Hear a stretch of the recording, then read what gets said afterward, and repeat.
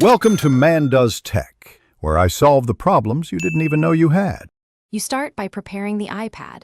Make sure it's unlocked and has enough battery, or keep it plugged in to avoid interruptions. Once done, locate and open the Settings app. You search if you can't find it. Next, tap Display and Brightness on recent iPad OS, or go to General then Auto Lock on older versions.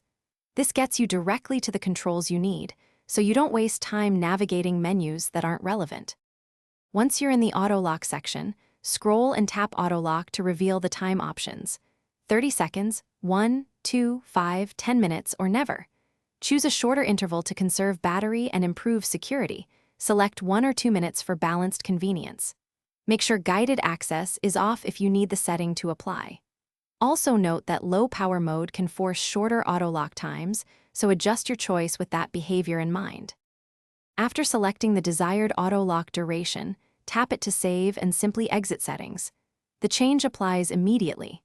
You can test by letting the iPad sit idle for that interval, or by pressing the sleep/wake button to confirm behavior.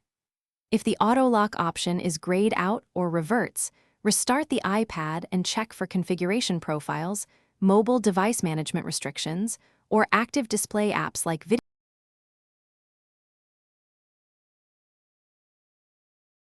Thanks for watching. If you found this helpful, don't forget to like and subscribe.